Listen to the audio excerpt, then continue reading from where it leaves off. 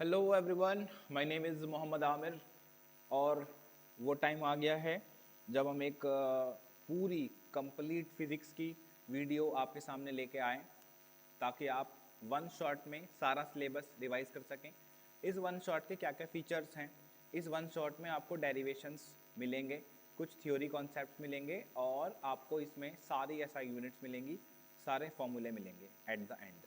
Okay, तो बहुत ही ध्यान से टाइम निकाल कर एक अलग जगह बैठकर पेन एंड नोटबुक अपने साथ रखकर आप ये वीडियो को ध्यान से देखेंगे ताकि आप सारे डेरिवेशंस और जितनी भी सब चीज़ें कॉन्सेप्ट्स हमारे हैं वो आप यहाँ पर समझ सकें। ओके, तो चैप्टर 1 से लेकर 14 तक एक साथ हमें यहाँ पे रिवीजन करना है। ठीक है, आपके लिए बहुत ही ज़्यादा ये हेल्पफुल होने वाली है क्योंकि इसमें सब कुछ कवर होगा और यही आपके पास होने की पुड़िया समझ लीजिए, पास होने का कैप्सूल समझ लीजिए, पास होने का एक आपका मटेरियल समझ लीजिए। वो इस तरीके से ये आपको यहाँ पे हेल्प करने वाला है। Okay, so let's have a look. सबसे पहले हम शुरू कर रहे हैं हमारे चैप्टर नंबर 1 से। टाइम कम है, जल्दी जल्दी से सब लोग ध्यान से समझेंगे चीज़ों को। ठीक है, चलिए चैप्टर 1 से शुरू करते हैं। चैप्टर 1 हमारा है electric charges and fields. Okay, chapter 1 हमारा यहाँ पे हो जाता है इलेक्ट्रिक चार्जेस एंड फील्ड्स। तो बेसिकली बेटा इसमें जो मैं आपके सामने आज डिस्कस करने जा रहा हूँ वो ज़्यादातर हम सारे के सारे जितने भी हमारे इम्पॉर्टेंट डेरिवेशंस हैं हम वो डेरिवेशंस ही डिस्कस करेंगे। मेन टॉपिक्स पे हम लोग यहाँ पे फोकस करेंगे जो कि हमारे अकॉर्डिंग या बोर्ड पॉइंट ऑफ व्यू से प्रीवियस ईयर के अकॉर्डिंग जो हमारी यहाँ पे क्या चल रही है, इम्पॉर्टेंट हमारे डेरिवेशंस, इम्पॉर्टेंट हमारे टॉपिक यहाँ पे चल रहे हैं। ठीक है, so let's begin the same class. तो सबसे पहले हमारे पास यहाँ पे आता है इसमें कुलाम्स लॉ। कुलाम्स लॉ आता है हमारा इलेक्ट्रोस्टैटिक्स में, कुलाम्स लॉ इन इलेक्ट्रोस्टैटिक्स, जो कि आपको ये कहता है कि दो चार्जेस थे, एक Q1 चार्ज था, एक Q2 चार्ज था। अगर इनके बीच में r डिस्टेंस है तो ये दोनों चार्जेस एक दूसरे को अट्रैक्ट करेंगे, जो कि फोर्स होगी, अट्रैक्ट करेंगे, रिपेल करेंगे on the basis of the nature of charge.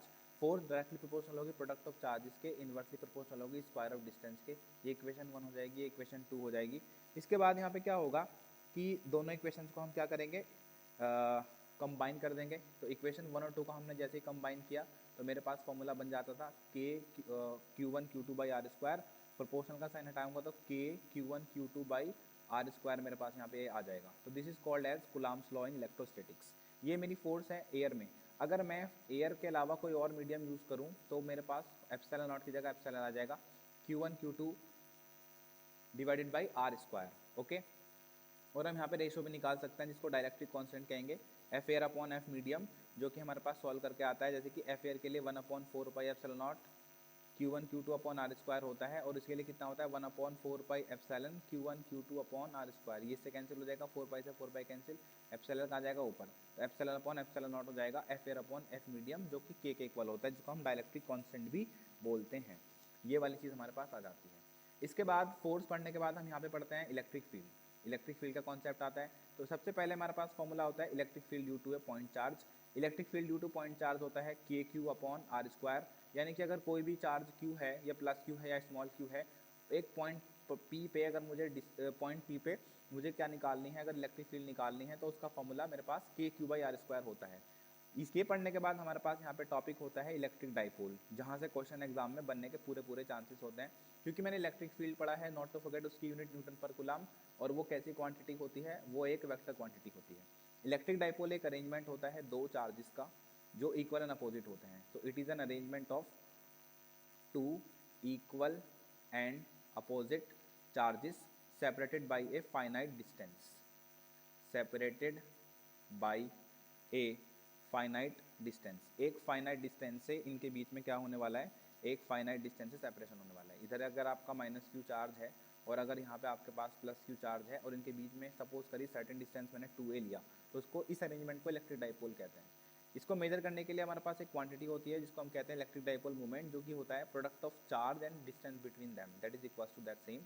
ये वेक्टर क्वांटिटी होती है। इसकी ऐसा यूनिट यहाँ पे क्या होती है, न्यूटन मीटर होती है। इसकी ऐसा यूनिट क्या होगी, ऐसा unit of this will be newton metre, sorry coulomb metre, क्योंकि चार्ज कुलाम में है ना। यस, इसका ऐसा यूनिट होगा कुलाम मीटर। और ये भी कैसी क्वांटिटी होती है, ये एक वेक्टर क्वांटिटी होती है। अब यहाँ पे ये पढ़ने के बाद हमारे पास इसमें दो चीज़ें आती हैं जिसको हम बोलते हैं डाइपोल फील्ड। डाइपोल फील्ड में एक फील्ड होती है मेरी एक्सियल लाइन वाली और एक फील्ड मेरे पास यहाँ पे होती है इक्वेटोरियल लाइन वाली। दोनों एक जल्दी जल्दी से समझ लेते हैं। सबसे पहले एक्सियल वाली समझते हैं। अगर किसी को ये एक्सियल और इक्वेटोरियल वाले डेरिवेशन आता है तो वो वीडियो को आगे बढ़ा के दूसरी जो चीज़ें हैं उनको रिवाइज कर सकता है। तो 2a इनका डिस्टेंस है, यहाँ से लेके यहाँ तक का a हो जाएगा, यहाँ से यहाँ तक a हो जाएगा। पॉइंट p का डिस्टेंस सेंटर o से मैंने कितना मान लिया, यहाँ पे x है, इसको a पॉइंट मानूंगा, इसको b पॉइंट मानूंगा। तो e a लिखूंगा सबसे पहले, k q अपॉन ये हो जाएगा मेरे पास x माइनस का a स्क्वायर। ऐसे ही मैं e b लिखूंगा, वो होगा k q upon x plus a का होल स्क्वायर। फिर यहाँ पे हम ई नेट कैलकुलेट करेंगे। ई नेट हो जाएगा मेरे पास, यहाँ पे मैं दोनों को ऐड कर दूंगा, यहाँ पे माइनस साइन लगा दीजिए, ई ए प्लस ई बी। तो इनको ऐड करने के बाद मैंने के क्यू कॉमन ले लेता है यहाँ से। के क्यू कॉमन लेने के बाद यहाँ पे आएगा एक्स प्लस ए का होल स्क्वायर और यहाँ पे आ जाएगा एक्स माइनस ए का होल स्क्वायर। यहाँ पे हम इनका ब्रैकेट ओपन करेंगे, एलसीएम लेंगे। एलसीएम जब हम यहाँ पे लेंगे तो नीचे आएगा ये एक्स प्लस ए का होल स्क्वायर, एक्स माइनस ए का होल स्क्वायर। इसको हम ऐसे लिख लेते हैं, एक्स प्लस ए का होल स्क्वायर, एक्स माइनस ए का होल स्क्वायर। यहाँ पे बनेगा एक्स माइनस ए का होल स्क्वायर माइनस साइन, यहाँ पे आ जाएगा आपका एक्स प्लस ए का होल स्क्वायर। फर्दर इसको जब हम सॉल्व करेंगे ऊपर स्टूडेंट्स, तो हमारे पास में जब हमने ऊपर को ब्रेक किया, A square plus B square minus के 2ab minus sign A square minus B square minus minus plus हो जाएगा प्लस के 2ax और नीचे वाले को मैं लिख सकता हूँ x square minus A square की पावर 2। ये इससे कैंसिल, ये इससे कैंसिल, 2ax 4ax हो जाएगा। 4ax को हम लिखेंगे 2 into 2ax divided by x square minus A square की पावर 2। यहाँ पे q इंटू 2a को हम लिख लेंगे p, तो ये हो जाएगा K P 2x upon X square minus A square की पावर 2। अगर x बहुत बहुत बड़ा है तो हम यहाँ पे ए स्क्वायर को नेग्लेक्ट कर सकते हैं। तो मेरे पास जो फाइनल फार्मूला आएगा वो आएगा के 2kp अपॉन, यहाँ से 2 टू द 4 हो जाएगा, ऊपर से कैंसिल कर दिया तो k 2p upon x cube. ये मेरे पास एक्सियल वाले डेरिवेशन हो गई। जैसे मैंने एक्सियल लाइन वाले डेरिवेशन की है ऐसे ही मेरे पास इक्वेटोरियल वाले डेरिवेशन है, जिसका एक वीडियो अलग से भी है, आप देख सकते हैं। माइनस क्यू चार्ज इधर, प्लस क्यू चार्ज इधर, पॉइंट पी है, पॉइंट पी पे मुझे मैग्नेटिक इलेक्ट्रिक फील्ड निकालना है। माइनस चार्ज पे फील्ड आएगी, प्लस से जाएगी। ये मेरे पास इधर मैंने ई नेट बना लिया। ये मेरे पास एंगल 2 थीटा हो जाएगा, क्योंकि ये वाला एंगल थीटा माना है, ये भी थीटा माना है। ये वाला डिस्टेंस मेरे पास 2a है, यहाँ से लेके यहाँ तक का वैल्यू कितना मान लिया मैंने, x मान लिया। पाइथागोरस थ्योरम से ये वाली वैल्यू कितनी आ जाएगी, x square plus A square. तो इसको मैंने पॉइंट माना a, इसको मैंने पॉइंट माना b। ई ए निकालेंगे तो कितना हो जाएगा, K Q upon X square plus A square. A E भी निकालूंगा ऐसे ही, K Q upon X square plus A square. मैंने लिया है सबका मैग्नीट्यूड। अब मैग्नीट्यूड है सिमिलर, तो मैं ई नेट निकालूंगा parallelogram law of vector addition से, जो कि फॉर्मूला है ई ए का स्क्वायर प्लस ई बी का square plus 2 E B cos 2 theta. E A B के इक्वल है, लेटर से के ये ई के इक्वल है, अपने एक वैल्यू मान ली। तो यहाँ पे मेरे पास ये आ जाएगा बच्चों, मैं डायरेक्ट लिख रहा हूँ 2e स्क्वायर कॉस 2 थीटा। यहाँ से हम कॉमन निकाल लेंगे, 2e स्क्वायर कॉमन आ जाएगा तो अंदर क्या बचेगा, 1 plus cos 2 theta. 1 plus cos 2 theta का वैल्यू होता है 2 कॉस स्क्वायर थीटा। 2 टू ज़ा हो जाएगा ये 4, तो ई नेट कितना आ जाएगा यहाँ पे, 4e square cos theta, sorry cos square theta, 2e cos theta, that would be the E net. अब ई का वैल्यू कितना है, ई का वैल्यू यहाँ पर है K Q upon X square plus A square, cos theta है base upon hypotenuse, A upon X square plus A square की पावर हाफ। तो ये हो जाएगा K Q A upon X square plus A square की power 3/2। अगर यहाँ पे फिर से x बहुत बहुत बड़ा है a से, तो ये कितना हो जाएगा, के क्यू, इसमें डायपोल भी तो बनना था ना, यस, q इंटू 2a, तो 2 ऊपर है ना, हाँ ये रहा। तो यहाँ पे आ जाएगा K P upon x cube. इसका मतलब है जो ई एक्सियल है वो 2 टाइम्स है ई इक्वेटोरियल के। इनमें रिलेशनशिप भी है, यानी कि इनका रेशो कितना होता है, 1:2। ये मेरे पास 2 डेरिवेशन हो गई, बहुत इंपॉर्टेंट है, एक्सियल वाली और इक्वेटोरियल वाली। ओके, इनको भूलना नहीं है हमें। ये डेरिवेशंस करने के बाद हमारे पास जो दूसरी इंपॉर्टेंट डेरिवेशन है वो है टॉर्क। टॉर्क वाली मतलब कि torque on dipole, torque on dipole in uniform field. जब मेरा यूनिफॉर्म इलेक्ट्रिक फील्ड में डाइपोल रखा हुआ होता है तो वो कितना टॉर्क एक्सपीरियंस करता है। तो मैंने कंसीडर कर लिया कि यहाँ पे मेरे पास ये यूनिफॉर्म इलेक्ट्रिक फील्ड है। इस यूनिफॉर्म इलेक्ट्रिक फील्ड में मैंने मान लिया कि ये माइनस क्यू चार्ज है, इसका प्लस क्यू चार्ज है, राइट। तो ये इधर की तरफ फोर्स एक्सपीरियंस कर रहा है, ये इधर की तरफ फोर्स एक्सपीरियंस कर रहा है, मतलब ये फोर्स एक्सपीरियंस कर रहे हैं, राइट। अब क्या किया, कि इसको मैंने मान लिया A, इसको मैंने मान लिया B। F1 कितना है यहाँ पे, F1 हो गया माइनस के QE, F2 कितना हो गया यहाँ पे प्लस के QE। Equal and opposite force बनाते हैं टॉर्क। टॉर्क का फॉर्मूला होता है either force multiply by perpendicular distance between the two forces. Perpendicular distance, कोई सी भी एक फोर्स ली मैंने यानी कि QE, perpendicular distance as per the diagram वो हो जाएगा यहाँ पे 2a साइन थीटा, क्योंकि इसकी लेंथ कितनी है यहाँ पे पूरी की पूरी 2a है। ओके, तो Q इंटू 2a P होता है, तो ये हो गया PE साइन थीटा, ये टॉर्क की वैल्यू आ गई। अब यहाँ पे टॉर्क इज इक्वल्स टू, अगर मैं साइन थीटा हटाऊँ तो मेरे पास क्रॉस आ जाएगा, तो टॉर्क का फॉर्मूला आ जाएगा P क्रॉस E। ठीक है, ये वाली चीज़ मेरे पास आ गई। अब यहाँ पे हमारे पास काफ़ी सारी चीज़ें इंपॉर्टेंट हैं कि मैक्सिमम फोर्स कब एक्सपीरियंस करेगा मेरा डाइपोल। तो मैक्सिमम फोर्स एक्सपीरियंस करेगा थीटा बराबर 90 पे, तो tau is equals to PE आ जाएगा मैक्सिमम फोर्स पे, क्योंकि साइन 90 कितना होता है 0। पैरेलल और एंटी पैरेलल की कंडीशंस आपको मालूम होनी चाहिए, ये इंपॉर्टेंट है।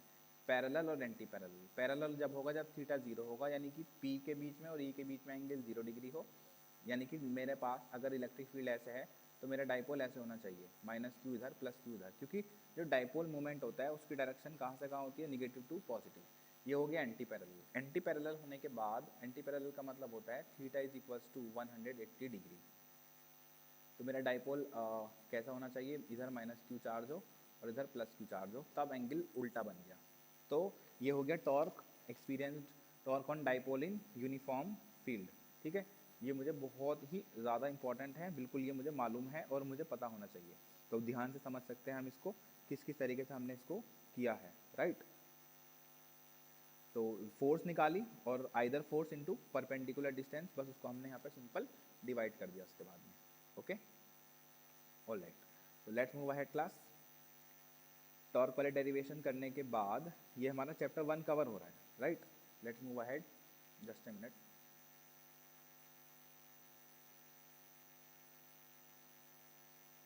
यस, ये फर्स्ट चैप्टर कवर होता है, फर्स्ट चैप्टर का फर्स्ट पार्ट। फिर आती है मेरे पास गॉस थ्योरम की एप्लीकेशंस। तो सबसे पहले तो गॉस थ्योरम क्या होती है। गॉस थ्योरम ये कहती है कि जो हमारा नेट फ्लक्स है वो 1/ε0 के इक्वल है, Q/ε0 के इक्वल है। Okay, 1/ε0 times the net charge enclose by the close surface, right. ये मेरी गॉस थ्योरम होती है और यही किसके इक्वल होती है, integration of close integration of E dot dA। Dot product होता है तो कॉस आता है जब हम इसको हटाते हैं यहाँ पे, तो ठीक है। इसकी हमारे पास एप्लीकेशंस के आने के चांसेस होते हैं एग्जाम में। तो एप्लीकेशंस हैं, पहली एप्लीकेशन है हमारी किसके लिए, जो आपको 100 इंपॉर्टेंट क्वेश्चंस में क्वेश्चन भी दे रखा था, लाइन चार्ज डेंसिटी के लिए। यानी कि एक यूनिफॉर्म चार्ज वायर है जिसपे पॉजिटिव चार्ज इस तरीके से डिस्ट्रीब्यूटेड है। सबसे पहले इसका हम गॉसन सरफेस बनाएंगे, जैसे कि मैंने अभी डायग्राम ये बनाया है।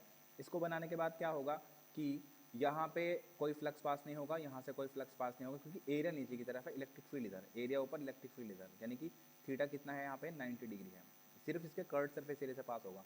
इसका लेंथ मान लेते हैं L और इसकी रेडियस मान लेते हैं यहाँ पे R।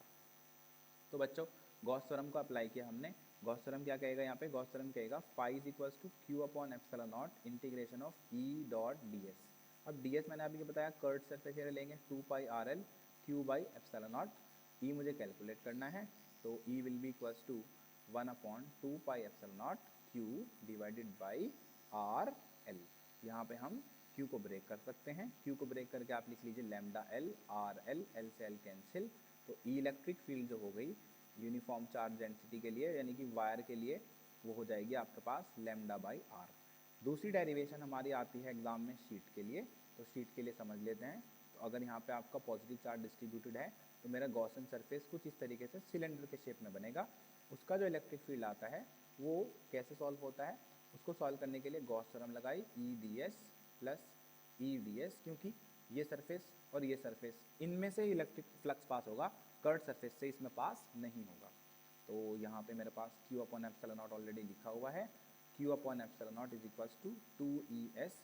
Q का वैल्यू यहाँ पे होता है sigma A/ε0 is equals to 2ES, या फिर मैं इसको A भी लिख सकता हूँ, S भी लिख सकता हूँ, that is all up to us. Then E will be equals to A से यहाँ पे कैंसिल हो जाएगा, सिग्मा बाई 2ε0। ये इलेक्ट्रिक फील्ड आ गई मेरी शीट की वजह से। नॉट ओनली दिस क्लास, इस शीट में काफ़ी सारे केसेस बनते हैं, जैसे कि अगर मेरे पास मुझे रीजन्स में निकालना है, लाइक इसको फर्स्ट रीजन मान लिया, इसको सेकंड रीजन मान लिया, इसको थर्ड मान लिया, तो मेरा जो अगर यहाँ पे निगेटिव सरफेस चार्ज डेंसिटी होती, पॉजिटिव की जगह निगेटिव सरफेस चार्ज डेंसिटी होती, तो इलेक्ट्रिक फील्ड जो है वो सिर्फ और सिर्फ बीच में लाई करती है, और उसका फॉर्मूला हमारे पास कितना होता है जब बीच में लाई करती है, सिग्मा अपॉन एप्सिलॉन नॉट। जो मेरा सेकंड रीजन है और थर्ड रीजन है वहाँ पे मेरी इलेक्ट्रिक फील्ड लाई नहीं करती।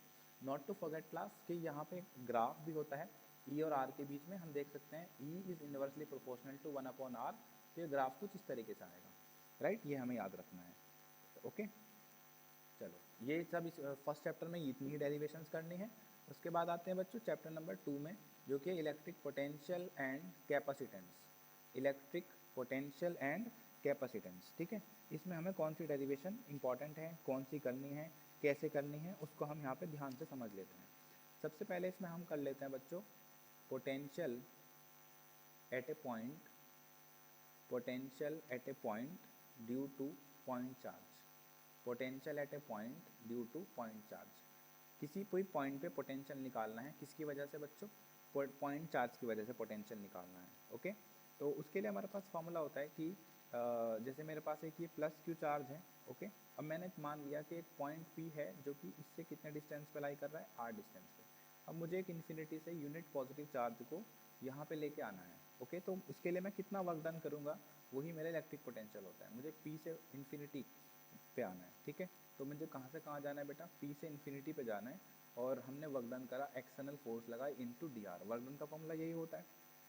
ओके, अब एक्सटर्नल फोर्स जो है वो मेरे पास कितना होगा, के क्यू इंटू 1, मैंने कुलाम्स लॉ लगाया, divided by r square d r. Integration करके जब हम लिमिट रखेंगे तब हमारे पास याद आएगा के क्यू बाई आर। तो यही हमारा, इसी से हमारा वर्क डन है, इसी से हमारा पोटेंशियल निकलेगा, क्योंकि वर्क डन क्या होता, वर्क डन होता है V होता है W बाई क्यू, उसी के अकॉर्डिंग निकल जाता है। तो यही हमारा फॉर्मूला बनता है V इज इक्वल्स टू के क्यू बाई आर, क्योंकि यहाँ पे ऑलरेडी जो Q है वो मैंने कितना लिया हुआ है, +1 लिया हुआ है। तो एक तो potential at A point due to point charge, ये मुझे पता होना चाहिए, राइट। उसके अलावा जो मेरा इक्वेटोरियल होता है या एक्सियल होता है, उसमें एक चीज़ याद रखनी है, अगर एक्सियल लाइन पे पोटेंशियल पूछे तो सेम मेथड इलेक्ट्रिक फील्ड वाला ही यूज़ करना है। फॉर्मूला आएगा उसका के पी बाई आर स्क्वायर। और यहाँ पे काम की बात है जो एमसीक्यू में आ सकती है, इक्वेटोरियल पॉइंट पे इलेक्ट्रिक पोटेंशियल 0 होता है।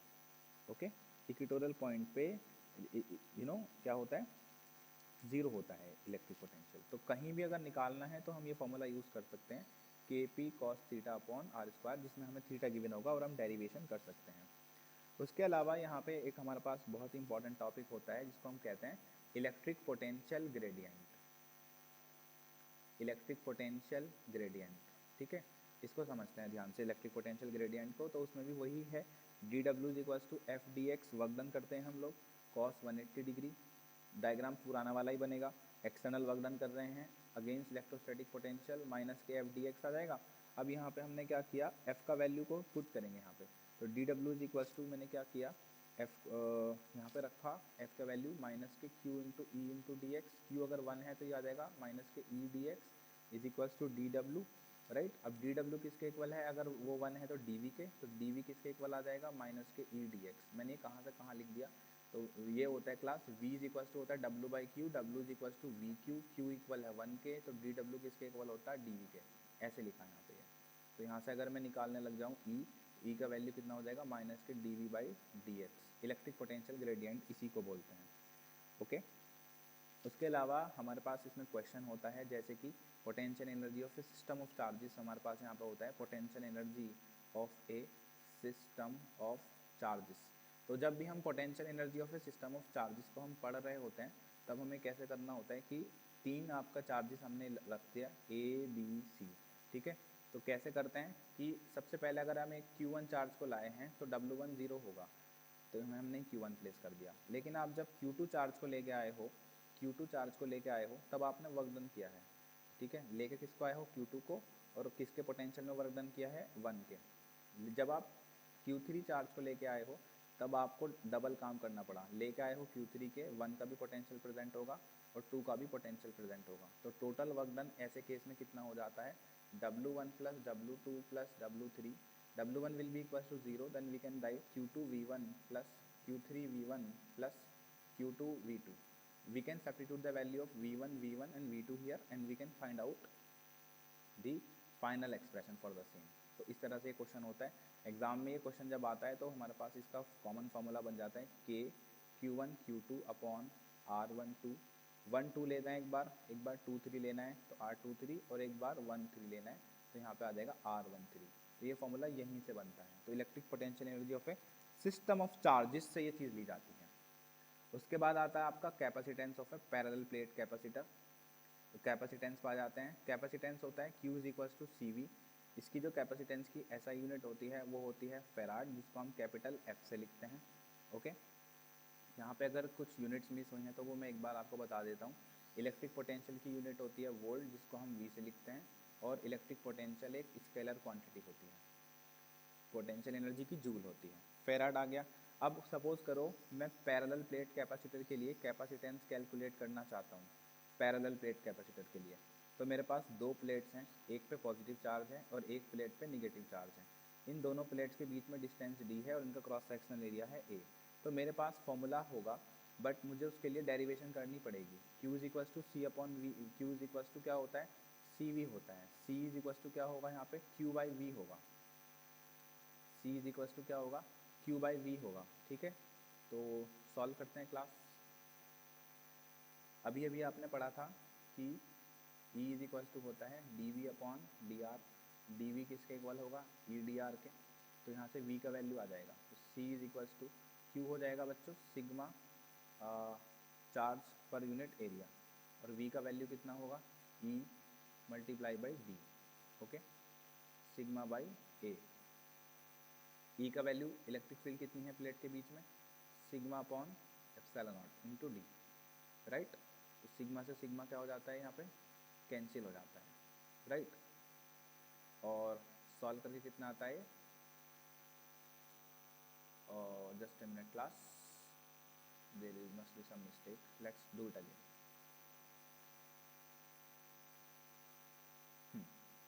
Q is equals to CV, C is equals to Q upon V। Let us say this is my equation number 1। V will be equals to ED, E will be equals to sigma upon epsilon naught, sigma will be equals to charge upon area, epsilon naught into D। This is the value of V। Put this value in above equation। The value of V is Q by A epsilon naught into D। Q से Q cancel, C is equals to A epsilon naught upon D। This is the capacitance of a parallel plate capacitor जब उसके बीच में air होती है। ठीक है, जब उसके बीच में क्या होता है क्लास, उसके बीच में एयर होती है। अब सपोज करिए कि मैंने डाइलेक्ट्रिक भर दिया when space is filled with dielectric. अगर मैं स्पेस को डाइलेक्ट्रिक से फिल कर दूं, यानी कि ये मैंने जो है पूरा का पूरा स्पेस जो है डाइलेक्ट्रिक से अगर भर दिया इस तरीके से, जिसका डाइलेक्ट्रिक कांस्टेंट K है, तब मेरा कैपेसिटेंस कितना हो जाता है, मेरा कैपेसिटेंस पुराने वाले का K टाइम्स हो जाएगा। कितने टाइम्स हो जाएगा, K टाइम्स हो जाएगा। ये ध्यान रखेंगे सभी स्टूडेंट्स। इसके बाद हमारे पास कैपेसिटर्स सीरीज़ में आ सकते हैं, कॉम्बिनेशन आ सकता है, कैपेसिटर्स इन सीरीज़, और कैपेसिटर्स किस में आ सकते हैं, पैरेलल में। जब मेरे कैपेसिटर सीरीज़ में कनेक्ट होंगे कुछ इस तरीके से, और मेरे कैपेसिटर पैरेलल में कनेक्ट होंगे कुछ इस तरीके से, सीरीज़ में जो फॉर्मूला होगा that would be 1/CS is equals to 1/C1 plus 1/C2 plus 1/C3। Parallel में जो फॉर्मूला होता है that is C1 plus C2 plus C3 and so on. तो ये पैरेलल कैपेसिटेंस का आगे तक का फॉर्मूला है, ये सीरीज़ के लिए आगे तक का फॉर्मूला है, capacitors in series and capacitors connected in parallel. ये चीज़ आ जाती है। बहुत ही इंपॉर्टेंट डेरिवेशन है जो मैं करा रहा हूँ आपको, energy stored inside a capacitor. Energy stored inside a capacitor, capacitor के अंदर कितनी एनर्जी स्टोर होती है। W इज इक्वल्स टू होता है आपका इंटीग्रेशन ऑफ dW। ठीक है, वर्क डन का इंटीग्रेशन करना है। वर्क डन क्या होता है आपका, Q upon C into DQ, right. तो यहाँ से 1/C बाहर ले लीजिए, अंदर इंटीग्रेशन होगा Q DQ का। तो W is equals to 1/C integration हो जाएगा Q स्क्वायर अपॉन 2। तो फॉर्मूला आ गया आपके पास half Q square upon C। यहाँ पे वैल्यू सब्स्टिट्यूट कर दीजिए, Q is equals to CV, W is equals to half, Q का वैल्यू कितना है C square V square upon C, C से C कैंसिल। तो एक फॉर्मूला हमारे पास ये वाला भी आ गया हाफ CV स्क्वायर, एक फॉर्मूला आपके पास half Q square upon CV आ गया, दोनों ही सही हैं। यहीं पे कई बार हमसे एनर्जी डेंसिटी भी पूछता है, एनर्जी डेंसिटी, कि एनर्जी डेंसिटी कैलकुलेट करिए। तो एनर्जी डेंसिटी कुछ नहीं होता, बहुत ही आसानी से हम समझ सकते हैं। एनर्जी डेंसिटी होता है U अपॉन वॉल्यूम। U है हमारे पास energy, energy per unit volume. अब एनर्जी कितना है, हाफ CV², वॉल्यूम कितना है, एरिया इंटू लेंथ। ओके, अब यहाँ पे हमने क्या किया, वैल्यू को सब्स्टिट्यूट किया, हाफ। ओके, और मैं ये भी लिख सकता हूँ CV² की जगह हम यहाँ पे ये भी लिख सकते हैं Q² upon C upon AD, ये भी हम लिख सकते हैं। इसमें कोई डाउट है किसी को? कोई डाउट नहीं है। अब यहाँ पे जो मेरे पास Q है, कैपिटल Q, उसकी वैल्यू कितनी है, उसकी वैल्यू है EA एप्सिलॉन नॉट का स्क्वायर अपॉन, मैंने गॉस थ्योरम से भी ले ली, AD, राइट। और C का वैल्यू है epsilon not A upon D divided by AD। तो फर्दर जब हम इसको सॉल्व करेंगे तो मेरे पास जो एनर्जी डेंसिटी आ रहा है वो फाइनली सॉल्व करके आ रहा है हाफ एप्सिलॉन नॉट E²। तो ये फॉर्मूला याद रखेंगे एनर्जी डेंसिटी के लिए। ये हमारे चैप्टर 2, ये यहाँ तक जो हमने कंप्लीट किया है ये हमारा चैप्टर 2 कंप्लीट हुआ है। चैप्टर 2 के बाद हमारे पास आता है चैप्टर नंबर 3 जो कि है करंट इलेक्ट्रिसिटी। तो करंट इलेक्ट्रिसिटी को यहाँ पर समझते हैं। करंट इलेक्ट्रिसिटी में सबसे पहले डेरिवेशन हमें करनी होती है ड्रिफ्ट वेलोसिटी की। ड्रिफ्ट वेलोसिटी की डेरिवेशन के लिए क्या होता है कि हम एक डायग्राम कंसीडर करते हैं। एक कंडक्टर कंसीडर कर लिया मैंने जो कि एक बैटरी से कनेक्टेड है। इसके अंदर इलेक्ट्रॉन्स हैं जो कि फ्लो हो रहे हैं negative to positive. Drift velocity हमें यहाँ पे फाइंड करनी है। तो इलेक्ट्रॉन कितनी फोर्स एक्सपीरियंस कर रहे हैं अंदर ही अंदर, माइनस के E इंटू ई। अब ये जो आपका तो फोर्स आ गया, फोर्स ma के इक्वल होता है माइनस के E इंटू ई। अगर मैं यहाँ से एक्सीलरेशन की वैल्यू कैलकुलेट कर लूँ तो वो हो जाएगी माइनस के E अपॉन m। अब मुझे एक चीज़ पता है बेटा, first equation of motion, first equation of motion उसमें क्या होता है, v is equals to u plus a t. मैं तो मान रहा हूँ कि उसकी जो एवरेज वेलोसिटी है वो कॉलिजन की वजह से ज़ीरो है, राइट। तो ये हो जाएगा यहाँ पे ए टी। तो V d is equals to minus के ई अपॉन एम। टी की जगह हम रख देंगे यहाँ tau, where tau is the relaxation time. Tau क्या होता है यहाँ पे, रिलैक्सेशन टाइम होता है। स्मॉल ई जो है चार्ज ऑन इलेक्ट्रॉन है, कैपिटल ई इलेक्ट्रिक फील्ड है, एम है यहाँ पे मास ऑफ इलेक्ट्रॉन, राइट। ये हमें पता होना चाहिए। अब मेरे पास अगला जो रिलेशन आता है वो रिलेशनशिप भी एग्जाम में आने के चांसेस हैं। वो है relationship between current and drift velocity, current and drift velocity. तो उसके लिए देखो डायग्राम ऊपर वाला ही काम करेगा। रिलेशनशिप ये निकालनी है, I is equal to Q upon T. Q बराबर NALE होगा, number of quantization of charge, charge per unit area के अकॉर्डिंग। टाइम हो जाएगा L by V D, L से L कैंसिल, ये हो जाएगा NAVD इंटू ई। इसको हम एक निमोनिक से याद रख सकते हैं जिसका नाम है नवेद। नवेद आप में से अगर किसी का नाम है तो कॉन्ग्रेचुलेशंस नवेद, आपके ऊपर एक फॉर्मूला बना दिया गया है। नवेद निकालने के बाद यहाँ पे ये तो बहुत ही इजी था। इसके बाद जो मोस्ट इम्पॉर्टेंट चीज़ें हैं हम वही पढ़ रहे हैं जैसे कि मैंने आपको बताया था। तो यहाँ पे आप एक ये नेक्स्ट हमारा डेरिवेशन है जो कि है relation between internal resistance, relation between internal resistance, terminal potential difference, relation between internal resistance, terminal potential difference and EMF of a cell. तो सपोज़ करिए मेरे पास ये एक सेल है जिसका इंटरनल रेजिस्टेंस R है, सेल का EMF है यहाँ पे E, ठीक है। मैंने इसको एक एक्सटर्नल रेजिस्टेंस से कनेक्ट किया है और एक्सटर्नल रेजिस्टेंस उसका कैपिटल R है। लेटर से मैंने यहाँ पे एक वोल्ट मीटर इस तरीके से कनेक्ट किया, ठीक है। ये मेरा पूरा कनेक्शन यहाँ पे कंप्लीट हो गया। तो मेरे पास जो इलेक्ट्रिक करंट है वो होगा E by r plus r. मैंने ओम्स लॉ अप्लाई किया, रजिस्टर के अक्रॉस होगा V is equals to I R. इसको मैंने मान लिया इक्वेशन नंबर, ये मेरी हो गई 2। इक्वेशन 1 को हम और कैसे लिख सकते हैं, इक्वेशन 1 को हम ऐसे लिख सकते हैं, from equation number 1 I can write down I R plus are is equals to E. I can write down I R plus I r is equals to E. In place of this I can write down this, okay, and this will become this, V is equals to E minus IR. This is the relationship between internal resistance, terminal potential difference. So V is always greater than E. V E से क्या होगा, हमेशा हमेशा बड़ा होगा, ठीक है। बच्चों इसका बहुत ही इम्पॉर्टेंट है ये टॉपिक। इसके हमारे पास कुछ ग्राफ्स हैं, ठीक है। जो हमारा इंटरनल रेजिस्टेंस वाला टॉपिक है, इसके हमारे पास यहाँ पे कुछ ग्राफ हैं। वो ग्राफ आपको मालूम होने चाहिए, ठीक है, क्योंकि वो हमारे एग्ज़ाम में हमें काफ़ी हेल्प करेंगे। तो उसके लिए इंटरनल रेजिस्टेंस का जो फॉर्मूला निकल के आता है दूसरी रिलेशनशिप से, वो होगा E/V-1/R। अगर मुझसे पूछे कि E और R के बीच में ग्राफ बनाइए, तो वो आपका डायरेक्टली प्रोपोर्शनल ग्राफ हो, सॉरी एक इस तरीके से आगे ग्राफ, क्योंकि E जो है वो इंडिपेंडेंट है R की वैल्यू पे। अगर V और R के बीच में ग्राफ पूछेगा तो वो स्ट्रेट लाइन आएगा, और अगर मुझसे ग्राफ पूछेगा V और I के बीच में, तो वो आपका घटता हुआ आएगा ऐसे। तो इस तरीके से हम ये क्वेश्चंस करेंगे यहाँ पे। डिस्चार्जिंग के टाइम पे और चार्जिंग के टाइम पे रिलेशंस अलग हैं।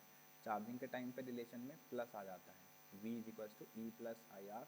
ये कब आता है? जब हम क्या कर रहे होते हैं, चार्जिंग कर रहे होते हैं, ठीक है। चलो, ये हमारा चैप्टर 2 है। चैप्टर 2 में एक डेरिवेशन और है जिसमें हम करते हैं इक्विवेलेंट ईएमएफ निकालते हैं हम, इक्विवेलेंट ईएमएफ ऑफ 2 सेल्स। तो ये क्वेश्चन आपको 100 इंपॉर्टेंट क्वेश्चंस में भी मिलेगा, फिर भी मैं आपको एक बार फिर से बताऊंगा, क्योंकि ये तो वन शॉट वीडियो है। अब आप वहाँ थोड़ी जाओगे दोबारा से उसको ओपन करने, जा भी सकते हो वैसे तो। R1 R2 ये हो जाएगा E1 E2। इलेक्ट्रिक करंट यहाँ पे हमारा सम था, I बराबर किसके इक्वल था बच्चों? I1 + I2 के। बड़ा ही आसान था ये टॉपिक। यहाँ पे हम वैल्यू रखते हैं। I1 की वैल्यू होगी यहाँ पे E1 - V/R1। I2 की वैल्यू होगी यहाँ पे E2 - V/R2। ये दो वैल्यू मेरे पास यहाँ पे हो गई। अब मैं यहाँ पे क्या करूँगा, E1/R1 माइनस के V/R1 प्लस E2/R2 माइनस के V/R2। ओके, I वाला टर्म E वाला टर्म एक साथ लिख लीजिए। E1/R1 प्लस के E2/R2 माइनस V कॉमन लेंगे, 1/R1 plus 1/R2। I = LCM ले लीजिए, R1 R2 इसका एलसीएम आएगा, इसको हम लिखेंगे E1 R2 plus E2 R1 minus V। यहाँ पे हमारे पास R1 R2 आएगा, यहाँ पे आएगा R2 प्लस R1, राइट। इसको V वाले को उधर लेके जाओ, तो ये हो जाएगा हमारे पास R1 plus R2 divided by R1 R2 equals to E1 R2 plus E2 R1 divided by R1 R2 plus sorry minus sign I, right. अब इसको इधर लेके चले जाइए, ये ऐसे पहुंच जाएगा E1 R2 plus E2 R1 divided by R1 R2 multiply by R1 R2 divided by R1 plus R2 minus I R1 R2 upon R1 plus R2। R1 R2 से ये चीज़ कैंसिल हो जाएगी। V आएगा E1 R2 प्लस के E2 R1 divided by R1 plus R2 minus के I R1 R2 upon R1 plus R2। इसको हम यहाँ पे कंपेयर करेंगे, E equivalent minus R equivalent. तो R इक्विवेलेंट की जगह हम ये वाली वैल्यू रखेंगे, और E इक्विवेलेंट की जगह ये पूरी वैल्यू हम यहाँ पे सब्स्टिट्यूट करेंगे। इसके बाद जो इम्पोर्टेंट डेरिवेशन में आता है, वो हमारा डेरिवेशन होता है व्हीटस्टोन ब्रिज का। तो व्हीटस्टोन ब्रिज को ध्यान से देखते हैं। तो व्हीटस्टोन ब्रिज में आपके पास 4 रजिस्टर्स हैं, ओके। एक आ गया हमारे पास यहाँ पे P, एक रजिस्टर यहाँ पर आ जाता है हमारे पास Q, एक यहाँ पे हमारे पास आ जाएगा R, और एक हमारे पास यहाँ पर आ जाएगा S, ठीक है। एक बार फिर से बना लो डायग्राम, थोड़ा अच्छा सा नहीं बना, ओके। गैल्वेनोमीटर यहाँ पे हम लगा देंगे बीच में। बैलेंस कंडीशन क्या है इसकी, कि IG में करंट, मतलब गैल्वेनोमीटर में करंट नहीं जाना चाहिए। तो बैलेंस कंडीशन ध्यान रखनी है इसकी। इसकी जो बैलेंस कंडीशन है वो ये है कि IG किसके इक्वल होना चाहिए, IG जो है यहाँ पे 0 के इक्वल होना चाहिए, ठीक है। तो ये हो गया यहाँ पे P, ये हो गया Q, ये वाली वैल्यू हो गई R, ये वाली वैल्यू हो गई S। अब इसमें हम KVL लगाएंगे और डेरिवेशन को कर देंगे, राइट। इसको लूप 1 मान लीजिए, इसको लूप 2 मान लीजिए। इसमें करंट हमने फ्लो करा दी I1, इसमें करंट चली गई IG, इसमें करंट चली गई I1 माइनस G। अगर यहाँ पे करंट जा रही है I2, तो इधर से जो करंट वापस जाएगी, ऊपर से कितनी आ रही है IG, इधर से कितनी आ रही है I2, ऊपर से कितनी करंट आ रही है I1 माइनस G। तो IG से IG कैंसिल हो जाएगा, और नीचे कितनी करंट जाएगी I1 प्लस I2, जो कि किसके इक्वल मान लेते हैं करंट अगर आई गई है। तो लूप 1 आया सबसे पहले, इन लूप 1। तो लूप 1 में मैंने इक्वेशन लगाई, ठीक है।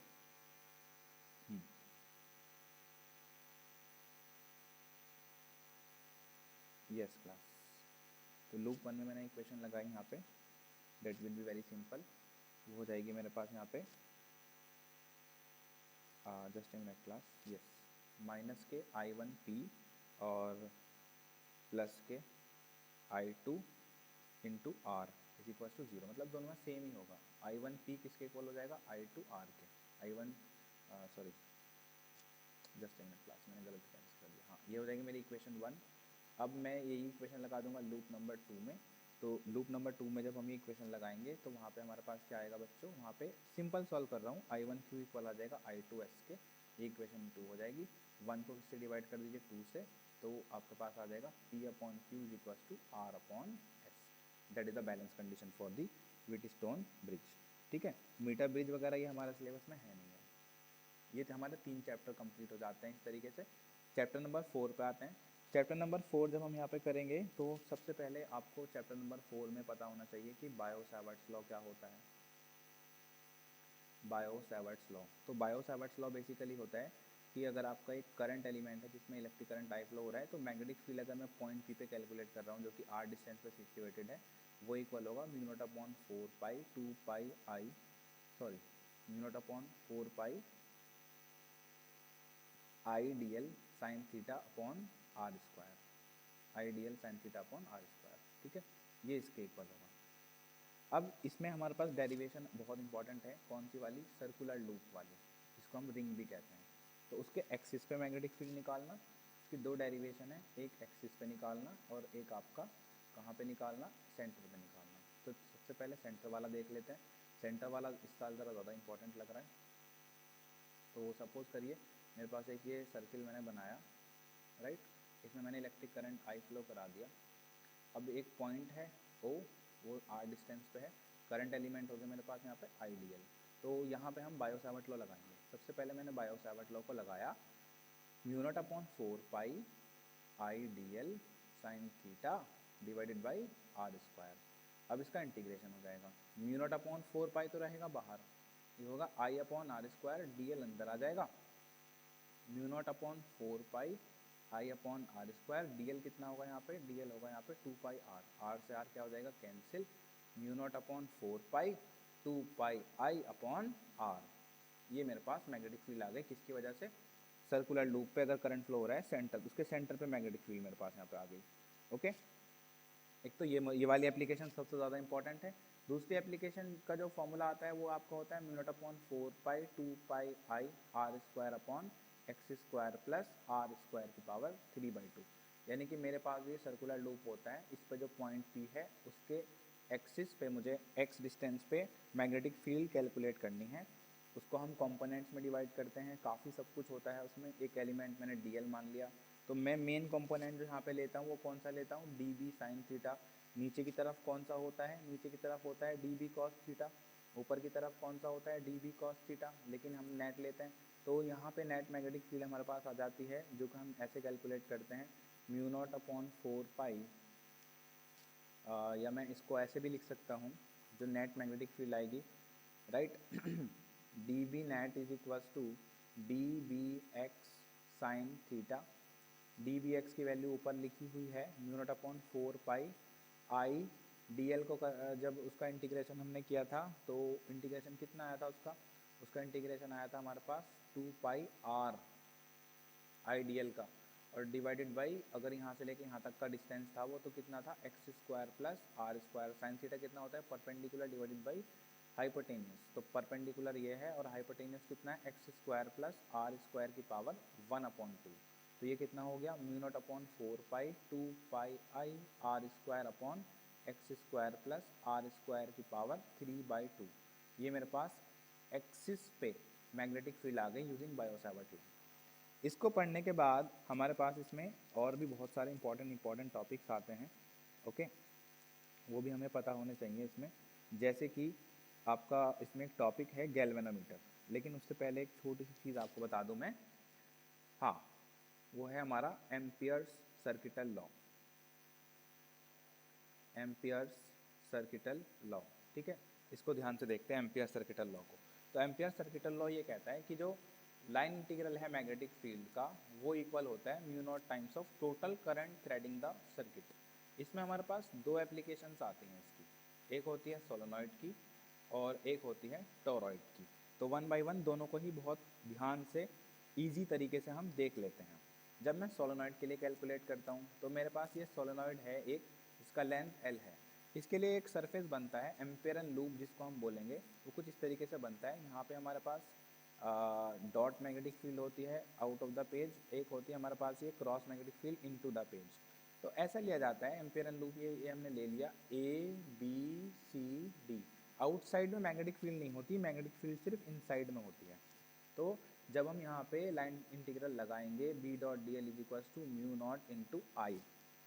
लाइन इंटीग्रल लगाने के बाद इसका जो इंटीग्रेशन होगा वो होगा L, ओके। और ये कितने टाइम्स है, म्यू नॉट आई टाइम्स है। अब ये number of turns per unit length होने की वजह से यहाँ पे क्या हो जाता है, मैग्नेटिक फील्ड कितनी आ जाती है, म्यू नॉट एन आई अपॉन एल। इस तरीके से हम ये डेरिवेशन को बहुत ही आसानी से कर सकते हैं, ओके। इसका ग्राफ इंपॉर्टेंट है, एग्जाम में आने के उसके चांसेस होते हैं। तो उसका ग्राफ कुछ इस तरीके से ये बन जाता है ग्राफ इसका, ओके। ये मैग्नेटिक फील्ड कहाँ पे होती है, हमारी सेंटर पे, और ये वाली मैग्नेटिक फील्ड जो कम है वो कहाँ पे होती है बच्चों, कॉर्नर पे होती है, राइट। तो सेंटर पे जो मैग्नेटिक फील्ड होती है वो होती है B is equal to mu naught N I. और अगर मुझसे पूछे कि सोलेनॉइड के कोनों पे मैग्नेटिक फील्ड निकालिए, तो सोलेनॉइड के जो कॉर्नर्स हैं वहाँ पे जो मैग्नेटिक फील्ड होती है वो होती है हाफ म्यू नॉट एन आई, ऑलमोस्ट सेंटर का हाफ होती है कॉर्नर्स पे। सिमिलरली टोरॉइड के लिए भी ऐसे ही होगा, बस टोरॉइड में इतना होता है कि आपकी जो कॉइल है वो सर्कुलर शेप में इस तरीके से आ जाती है, मैग्नेटिक फील्ड उसकी इतनी ही आती है जिसको हम एक फॉर्मूले से याद रख सकते हैं निमोनिक से, मुन्नी। तो मुन्नी यहाँ पे है म्यू नॉट एन आई। चलिए आगे चलते हैं। आगे जब हम इसमें पढ़ते हैं तो एक करंट कैरिंग कंडक्टर कितना फोर्स एक्सपीरियंस करता है जब उसको मैग्नेटिक फील्ड में रखते हो, तो कितना फोर्स एक्सपीरियंस करता है बच्चों, F is equal to BIL sine theta. तो इसी पे हमारा एक टॉपिक है, force between two parallel current carrying conductors. Force between two parallel current carrying conductors, force between two parallel current carrying conductors, ठीक है। तो इसमें मेरे पास एक कंडक्टर ये है, एक कंडक्टर ये है, इसमें करंट I1 फ्लो हो रहा है, इसमें करंट I2 फ्लो हो रहा है। भाई ये इसको मार रहा है, ये इसको मार रहा है, दोनों एक दूसरे को मार रहे हैं, दोनों एक दूसरे पे फोर्स लगा रहे हैं। तो कितना फोर्स लगा रहे हैं दोनों एक दूसरे पे, mu naught upon 4 pi 2 I1 I2 upon D multiply by L। इतना फोर्स ये एक दूसरे पे लगा रहे हैं। ये डिस्टेंस फॉर्मूला हमें बिल्कुल याद रखना है, ओके। इसके बाद में आपके पास जो टॉपिक आता है, एक डेफिनेशन है कि 1 एम्पियर को डिफाइन करिए कि 1 एम्पियर कितना करंट होता है। तो 1 एम्पियर में I1 किसके इक्वल होगा, I2 के 1 एम्पियर के इक्वल होगा।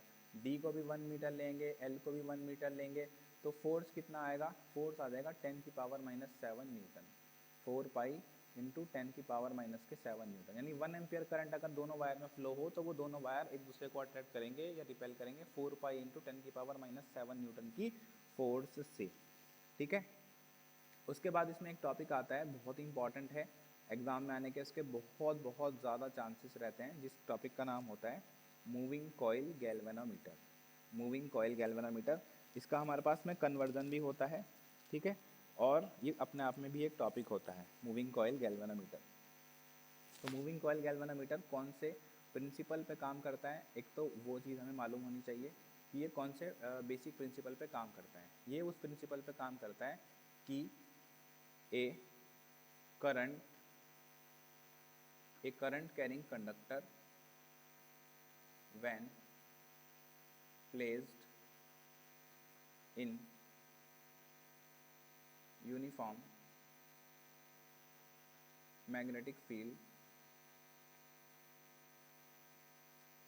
एक्सपीरियंसेस ए टॉर्क, ठीक है।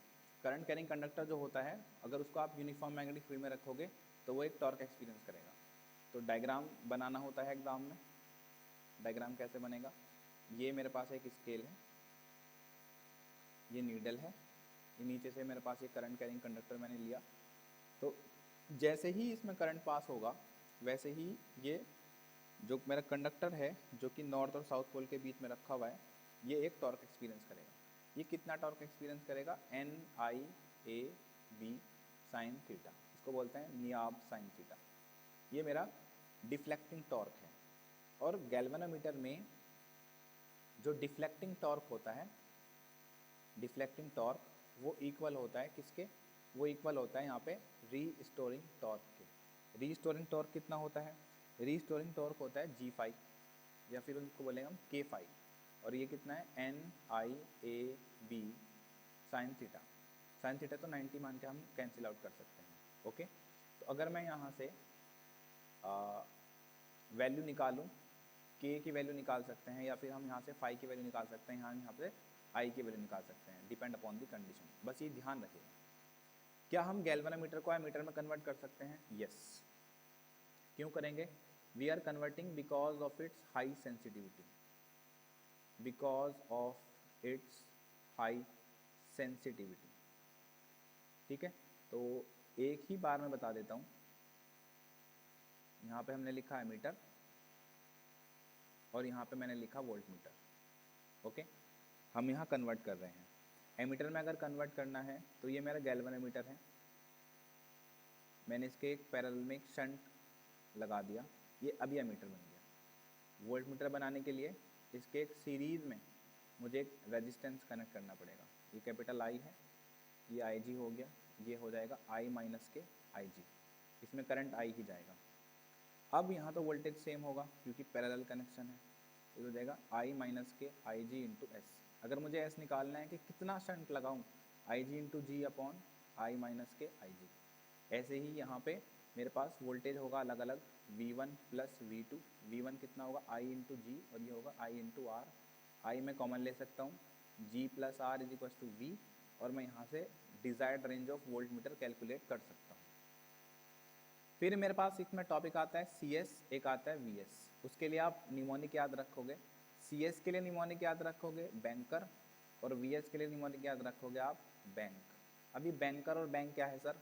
तो करंट सेंसिटिविटी होता है बैंक मतलब BAN into K upon R। Okay, ये स्प्रिंग कांस्टेंट हो गया, नंबर ऑफ टर्न्स, कैपिटल है एरिया, B मैग्नेटिक फील्ड। ऐसे ही VS निकालना है तो बैंक होगा तो BAN ओवर K। ओके, तो ये हमारे पास फॉर्मूला आ जाएगा। K इसका नीचे आएगा, इसका K नीचे आएगा। ठीक है, ये ध्यान रखिएगा। K स्प्रिंग कांस्टेंट है। करंट सेंसिटिविटी हो गई, वोल्टेज सेंसिटिविटी हो गई, कन्वर्जन हो गया। चलिए वेरी गुड। इसका एक वीडियो है, आप वो ज़रूर देखेंगे, उसमें कन्वर्जन को और थोड़ा डिटेल में बताया गया है। 4 चैप्टर तक आ गए। 5वें चैप्टर में कोई डेरिवेशन नहीं है, उसमें आपको एक टेबल याद रखनी है, डायमैग्नेटिक, पैरामैग्नेटिक और फेरोमैग्नेटिक वाली। चैप्टर नंबर 6 आ गया आपका, जो कि है EMI, electromagnetic induction. Electromagnetic induction वाले में डेरिवेशन इंपॉर्टेंट है। कौन सी इंपॉर्टेंट है वो हम लोग कर रहे हैं। आ गया आपका मोशनल EMF। मुझे ड्राइव क्या करना है, मुझे ड्राइव करना है E is equals to BLV। Magnetic field होती है B, L length, V velocity, E induced EMF। Suppose मेरे पास एक यूनिफॉर्म मैग्नेटिक फील्ड है जिसको मैंने क्रॉस से रिप्रेजेंट किया है। इसमें मेरे पास एक कंडक्टिंग लूप है। ये कंडक्टिंग लूप क्या है, मैग्नेटिक फील्ड से बाहर निकल रहा है V वेलोसिटी से, और इसका लेंथ मैंने कितना मान लिया, यहाँ पे L मान लिया। ठीक है, तो कितना फ्लक्स पास होगा यूनिट टाइम में, तो वो हो जाएगा magnetic field into area. Magnetic flux की बात कर रहा हूँ तो ये हो जाएगा BA cos थीटा। तो एरिया क्या होता है, थीटा 0, L इंटू एक्स। तो मेरे पास ये फाई आ गया। मुझे निकालना EMF। Faraday law of electromagnetic induction कहता E बराबर minus K D phi upon D T, minus K D upon D T. Phi का वैल्यू हो गया BLX। राइट, मैंने क्या किया, B और X को बाहर निकाल लिया। राइट, BL को बाहर निकाल लिया, dx अपॉन dt क्या होता है, वेलोसिटी। तो ये मेरे पास इंड्यूस्ड EMF का फॉर्मूला निकल के आ गया। ठीक है, all right.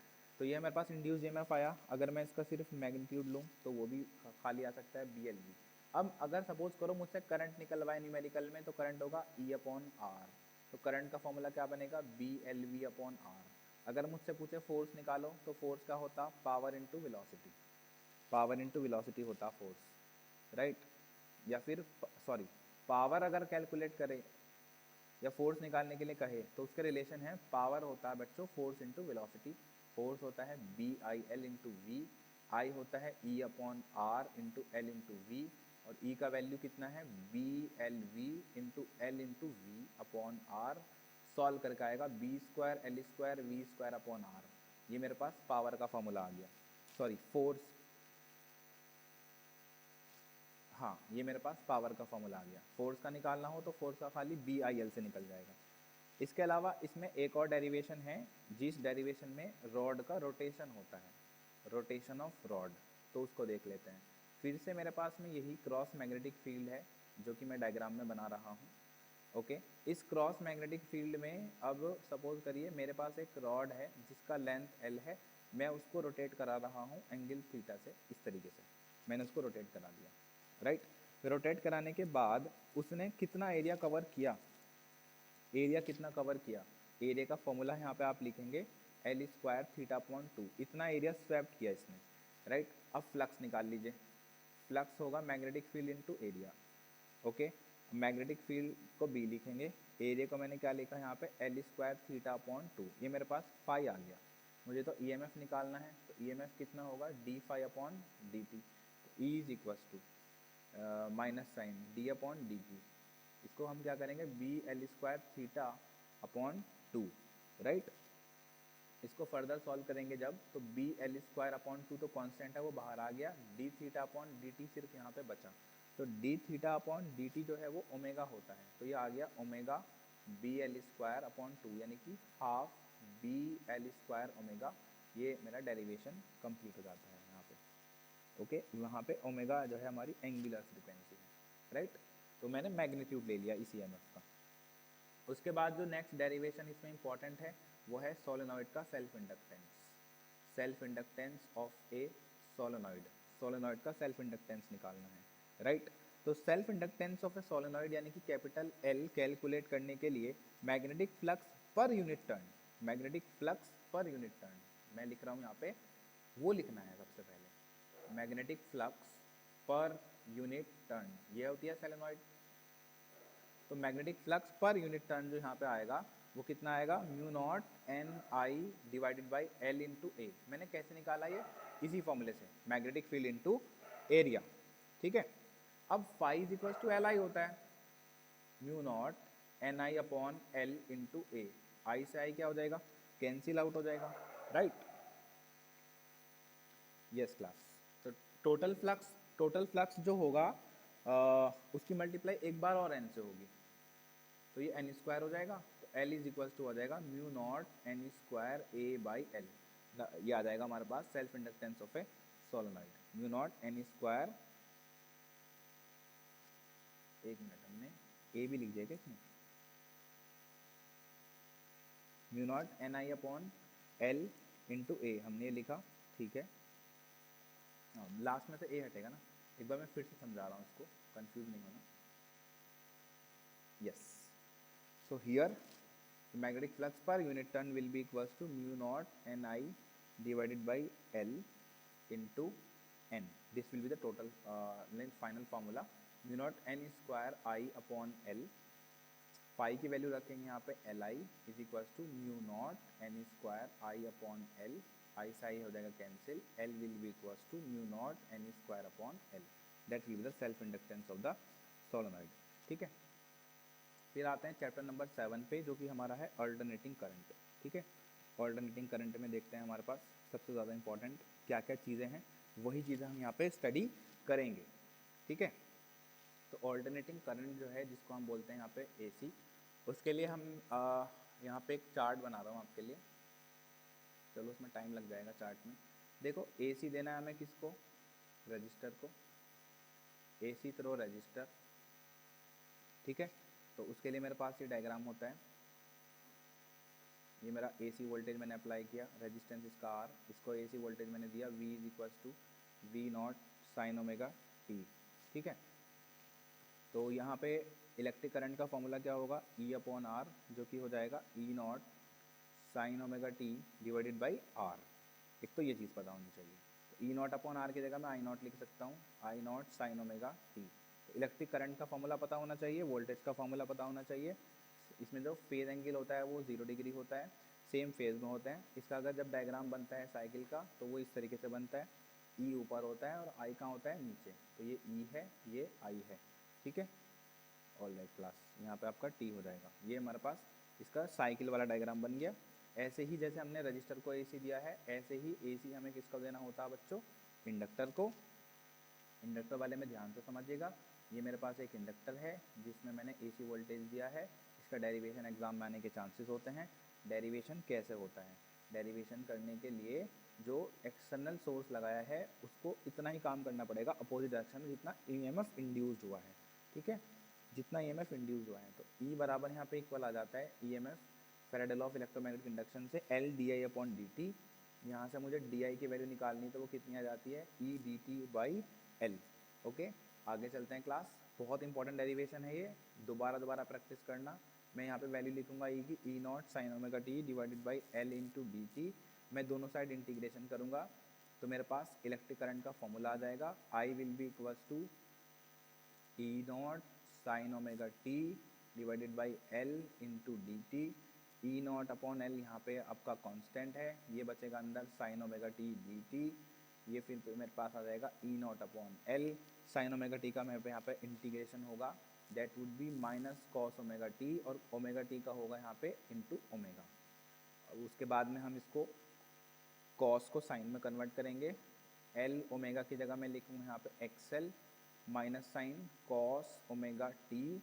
Electric current will be equals to minus के ई नॉट अपॉन एक्सएल। इसको प्लस साइन बना दीजिए क्योंकि हम यहाँ पे कन्वर्ट कर रहे हैं cos omega, minus cos omega t equal होगा sine omega t minus pi by 2 के। ई नॉट अपॉन एक्सएल की वैल्यू हो जाएगी आई नॉट, और ये हो जाएगा साइन ओमेगा टी माइनस के पाई बाई 2, जहाँ पे एक्सएल किसके इक्वल है मैंने माना है 2 पाई एफ एल के या फिर ओमेगा एल के। ये मेरा यहाँ पे एक्सप्रेशन हो गया। इसका ग्राफ देखिए, ग्राफ कैसे बनना है। ये अगर मेरा वोल्टेज है तो वोल्टेज जो है वो आगे है और करंट जो है इसमें वो पीछे है। तो करंट यहाँ कितने से पीछे है, पाई बाई 2 से। तो करंट यहाँ से शुरू होगा, इस तरीके से करंट चलेगा इसमें। तो ये इलेक्ट्रिक करंट है और ये मेरा वोल्टेज है यहाँ पे, ठीक है। ये पीक वैल्यूज़ हो गई किसकी, आई नॉट की और ई नॉट की। फेज़र डायग्राम बनाएंगे इसका। फेज़र डायग्राम में क्या बनाना था, वोल्टेज मेरा आगे है और करंट मेरी क्या है, पीछे है, कितने से, पाई बाई 2 से। तो ये वाला मेरा कौन सा डायग्राम हो गया, इंडक्टर के लिए फेज़र डायग्राम हो जाता है। कैपेसिटर के लिए भी हम यही डेरिवेशन देखेंगे, तो कैपेसिटर के लिए भी देख लेते हैं क्लास। तो अब आ गया कैपेसिटर के लिए। तो कैपेसिटर को जब AC देते हो तो ये मेरा कैपेसिटर है जिसका कैपेसिटेंस है C। यहाँ पे सोर्स लगा दिया ये मैंने। चलो तो डेरिवेशन हम कर रहे हैं क्लास। E बराबर ई नॉट साइन ओमेगा टी, इतना वोल्टेज मैंने इसको दिया। Q इज इक्वल्स टू होता है CV। I निकालना है, I होता है D Q upon D T, D upon D T. Q का वैल्यू है CV, C आएगा बाहर, D V upon D T, मतलब डिफरेंशिएशन करना पड़ेगा V का। V यानी E जो भी हम लिख रहे हैं उसको doesn't matter, sign omega T, ठीक है, यानी इसका डिफरेंशिएशन होगा। V नॉट इसका बाहर निकाल दीजिए, V not into C, sine omega t का differentiation cos omega t into omega, V not omega C cos omega t. या फिर ऐसे भी लिख सकते हैं इसको, यहाँ पे हम लिखेंगे इसको V naught cos omega T 1 upon omega C. इस पूरे की जगह मैं क्या लिख सकता हूँ, I naught cos omega T, और कॉस ओमेगा टी को आप सॉल्व करके लिख सकते हो साइन ओमेगा टी प्लस के पाई बाई 2। ये इलेक्ट्रिक करंट आ गया कैपेसिटर के अक्रॉस। इसका ग्राफ बनेगा, इसका ग्राफ और इंडक्टर का ग्राफ में कंपैरिजन आप लोग खुद से करोगे।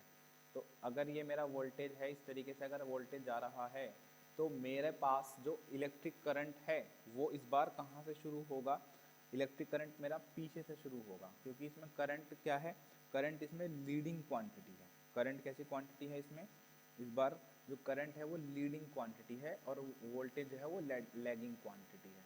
तो वोल्टेज और ये मेरे पास क्या है बच्चों, यहाँ पे करंट है। कितने का डिफरेंस आ रहा है यहाँ पे, माइनस के पाई बाई 2 से चल जाएगा ये शुरू। तो फेजर डायग्राम इसका ऐसे होता है, इलेक्ट्रिक करंट आगे होती है और उसका जो वोल्टेज होता है वो क्या होता है, पीछे। तो chocolate cookies are very interesting, chocolate cookies are very interesting, ठीक है। सी का मतलब है करंट, एल का मतलब हो गया यहाँ पे करंट लीड्स, कैपेसिटर में करंट लीड करती है, और वोल्टेज लीड्स इन इंडक्टर, ठीक है। ऑलराइट, तो ये हमारा 7 चैप्टर में 3 डेरिवेशंस हमने समझी। ये 3 डेरिवेशन समझने के बाद हमारे पास यहाँ पे आता है LCR सीरीज सर्किट, ठीक है। उसमें मेरे पास यहाँ पे लग गया L, इधर लगा C, यहाँ पे लगाया मैंने R, LCR। Electric current I flow होगा, voltage V is equals to V not sine omega t, VR is equals to IR, VC is equals to IXC, VL is equals to IXL। ये बनाने के बाद इसमें बनेगा phasor diagram. अगर XL XC से बड़ा है तो मैं बना रहा हूँ। रेफरेंस में करंट लेंगे, यहीं पे वोल्टेज अक्रॉस रजिस्टर आएगा। उसके बाद यहाँ पर करंट पीछे है, वोल्टेज आगे है, तो यहाँ पे आएगा VL और यहाँ पे आएगा VC। ओके, ये मैंने मान लिया। अब VC को छोटा मान रहे हैं तो ऊपर से नीचे तक मैंने VC मान लिया, तो ये कितना बचेगा, VL माइनस VC, ये V नेट होगा।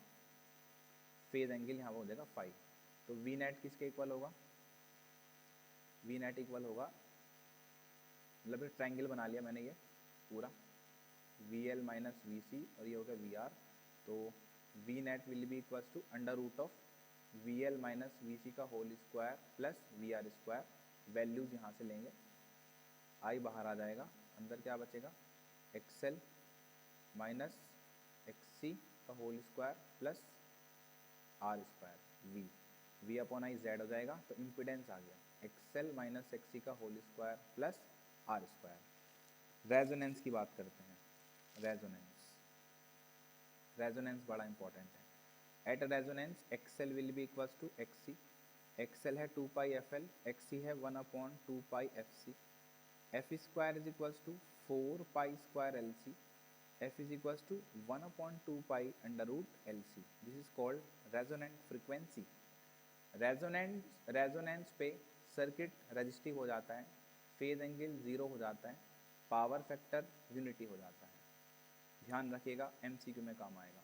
पावर फैक्टर यूनिटी हो जाता है, सर्किट रेजोनेंस पे रजिस्टिव हो जाता है। उसके बाद एवरेज पावर निकालने के लिए आता है, कई बार ना डेरिवेशन आता है कि एवरेज पावर निकालिए। तो एवरेज पावर निकालने के लिए I बराबर है I naught sine omega t plus phi, V बराबर है V not sine omega t। Power किसके इक्वल होता है, पावर इक्वल होता है VI के इक्वल होगा। चलिए जी, V कितना है, V है V not sine omega t, I कितना है I naught sine omega t plus के फाई। इसको मैं सॉल्व करूँगा। इसको सॉल्व करने के 2 मेथड होते हैं, एक इंटीग्रेशन का और एक आपका डायरेक्ट मेथड है, जिसमें आप लोग यहाँ पे वैल्यू रखोगे V naught I naught upon 2, ये साइन ओमेगा t और sine omega t plus phi का फॉर्मूला है।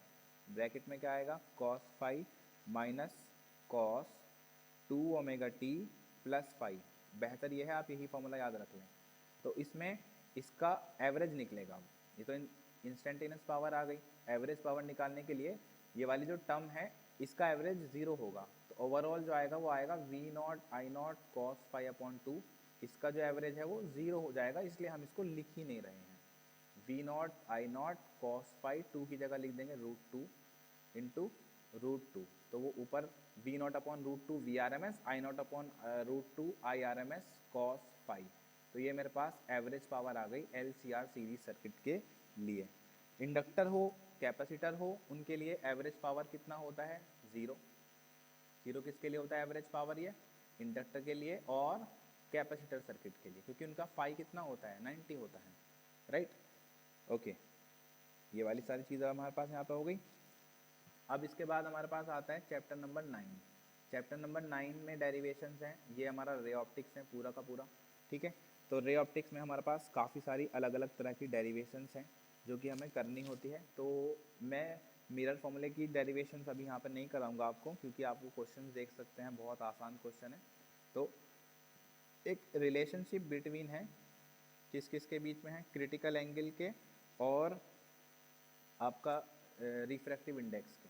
तो कुछ इस तरह से होता है कि अगर एक ऐसे एंगल पे लाइट इंसिडेंट हो जाए डेंसर मीडियम से जाते हुए रेयर मीडियम में कि एंगल ऑफ रिफ्रैक्शन 90 डिग्री का बन जाए, ठीक है, एंगल ऑफ रिफ्रैक्शन 90 डिग्री का बन जाए, तब हम क्या करेंगे, स्नेल्स लॉ लगाएंगे, जो कि होता है sine I upon sine R is equals to N.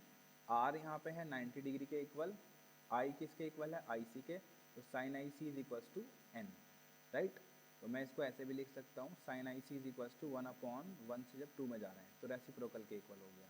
तो अगर क्रिटिकल आई ग्रेटर देन क्रिटिकल एंगल है तो टी आई आर होगा, आई इज इक्वल्स टू आई सी है तो ग्रेजिंग होगी, आई लेस देन आई सी है तो क्या हो जाएगा, रिफ्रैक्शन हो जाएगा, ठीक है।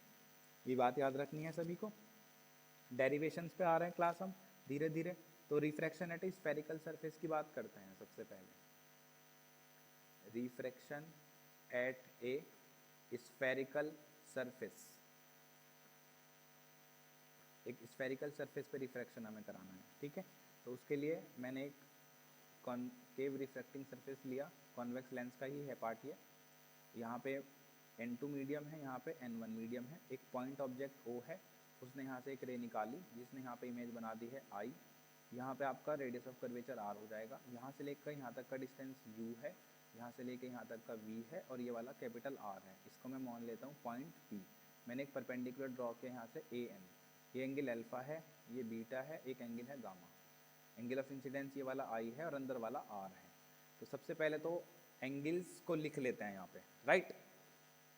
डायग्राम के अकॉर्डिंग आई इक्वल आ जाएगा अल्फा प्लस गामा के, और गामा इक्वल है आर प्लस बीटा के, आर इक्वल आ जाएगा गामा माइनस बीटा के। इसको मान लीजिए इक्वेशन 1, इसको इक्वेशन 2।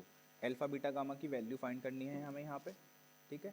तो निकाल लेते हैं 10 alpha 10 beta 10 gamma, alpha beta gamma, ठीक है। परपेंडिकुलर सबका कॉमन है, पहले वो लिख लेते हैं, फिर बेस पे आते हैं। इसका है ओ एन, बीटा के लिए है तो पी आई, और गामा के लिए है तो N R. Any word use करिए भी, एन यूज़ किया तो। अल्फा बीटा गामा की वैल्यू इक्वेशन 1 और 2 में रख दीजिए। I is equals to A N upon O N, फिर आएगी गामा की value A N upon N R. R की वैल्यू रखिए, गामा की वैल्यू कितनी है, A N upon N R, minus beta की वैल्यू कितनी है, ए एन अपॉन एन आई। ये रखने के बाद स्नेल्स लॉ लगा दो, N1 sine I is equals to N2 sine R. N1 sine I की वैल्यू कितनी है, A N upon O N plus A N upon N R equals to N2 का वैल्यू, साइन आर का value A N upon N R minus A N upon N I. A N cancel ऊपर से, N1 upon O N plus N1 upon N are, N2 upon N R minus N2 upon N I. जहाँ जहाँ N लिखा हुआ है वहाँ वहाँ P लिख सकते हैं। N1 N2 को सबको एक जगह करके और ON इन सब की वैल्यू रखने के बाद जो हमारे पास फॉर्मूला आएगा वो आएगा माइनस के N1 अपॉन यू प्लस के N2 upon V is equals to N2 minus N1 upon R. एक तो ये डेरिवेशन हमें आना चाहिए सभी स्टूडेंट्स को। फिर उसके बाद होता है इसमें इंपॉर्टेंट फार्मूला जिसको हम बोलते हैं lens makers formula. Lens maker formula, lens maker formula देखते हैं। तो लेंस मेकर फार्मूले में बेसिकली ये मेरा एक लेंस है, पॉइंट ऑब्जेक्ट ओ है, ये मैंने इमेज बनाई, यहाँ पे इमेज बन गई I1, फाइनल इमेज बनी यहाँ पे I। एक तो यहाँ के लिए, एक यहाँ के लिए, अलग अलग मेरे पास रेडियस ऑफ कर्वेचर या मेरे पास सेंटर ऑफ कर्वेचर है अलग अलग। तो एक तो मैंने यहाँ पे ले लिया ये C2 है, ये वाला मेरे पास C1 है। तो यहाँ पे मेरे पास दो सरफेस हैं, ठीक है। एक तो लेफ्ट वाला सरफेस है, एक मेरे पास राइट वाला सरफेस है। दोनों के लिए हम क्या करेंगे, इक्वेशन लिख लेंगे, ठीक है। फॉर सरफेस 1, सरफेस 1 के लिए मैंने लिखा N2 minus N1 upon R1 is equals to N2 upon V1 minus N1 upon U, equation 1, ठीक है। Image distance of the distance. फिर सरफेस 2 के लिए हमने लिखा N1 minus N2 upon R2 equals to N1 upon V minus N2 upon V 1। इसको equation 2 मान लिया। 1 और 2 को कर देते हैं ऐड, 1 प्लस 2। ऐड करते ही कुछ चीज़ें कैंसिल आउट हो जाएंगी। ये हो जाएगा N2 minus N1 upon R1 plus N1 minus N2 upon R2 equals to N1 upon minus U plus n1 upon v, ये बचा यहाँ पे मेरे पास। यहाँ से मैं n2 माइनस n1 को कॉमन लूँगा, ये बचेगा 1 upon r1 minus 1 upon r2, equal का साइन लगाएंगे n1 upon v minus n1 upon u। Further solve करेंगे इसको, n1 कॉमन ले सकते हैं यहाँ से, तो बचेगा n2 अपॉन n1 माइनस के 1 इज इक्वल टू, ब्रैकेट में ये चल ही रहा है, 1 upon r1 minus 1 upon r2 is equal to n1 upon v minus n1 upon v, n1 से n1 ये कैंसिल हो जाएगा ये वाला, तो ये फॉर्मूला बन जाएगा 1 upon v minus 1 upon u is equal to n minus 1 bracket में 1 upon r1 minus 1 upon r2, इसकी जगह में आप लिख सकते हैं, और ये मेरा बन जाएगा लेंस मेकर्स फॉर्मूला। यही लेंस मेकर फॉर्मूला अलग अलग लेंसेज के लिए यूज़ हो सकता है, जैसे कि अगर मैं इसको यूज़ कर रहा हूँ EQ कॉन्वेक्स लेंस के लिए, तो फॉर्मूला बनेगा 2n minus 1 upon r, 1 upon f is equals to n minus 1 upon r। ये किसके लिए होगा? ये होगा प्लेनो कॉन्वेक्स लेंस के लिए, ठीक है, ये प्लेनो कॉन्वेक्स लेंस के लिए यूज़ होगा। ऐसे ही EQ कॉनकेव में सिर्फ माइनस साइन लग जाता है, तो वो हो जाएगा 1 upon F is equals to minus के 2 n माइनस के 1 upon r, 1 upon F is equals to minus sign n minus 1 upon r, right. इस तरीके से हम ये सब चीज़ें कर सकते हैं, राइट। लेंस की अगर कटिंग कर देंगे ऐसे, तो नई फोकल लेंथ पुराने वाले का क्या हो जाती है? डबल हो जाती है, ये हमें यहाँ पे ध्यान रखना है, ठीक है। चलो प्रिज्म में आ जाते हैं। प्रिज्म में क्या इंपॉर्टेंट है? प्रिज्म में इंपॉर्टेंट है प्रिज्म फॉर्मूला, ठीक है। प्रिज्म फॉर्मूला कौन सा होता है बच्चों? प्रिज्म फॉर्मूले में ये मेरा एक प्रिज्म है ABC, ठीक है, इस पर एक लाइट इंसिडेंट हुई, इसका रिफ्रैक्शन हुआ और ये बाहर से रिफ्रैक्शन हो गया। इस तरीके से मैंने डायग्राम बनाया, ये मेरे पास I हो गया, ये R1 हो गया, ये R2 हो गया, ये E पीछे ले गए तो डेल। तो मिनिमम डेविएशन की कंडीशन है वो हमें ध्यान रखनी है इसमें, कि मिनिमम डेविएशन में क्या होता है। For minimum deviation I E के इक्वल होता है और R1 R2 के इक्वल होता है, और जो R1 प्लस R2 है वो A के इक्वल है, तो ये हो गया 2R is equals to A, R is equals to A upon 2, I plus E minus A is equals to del.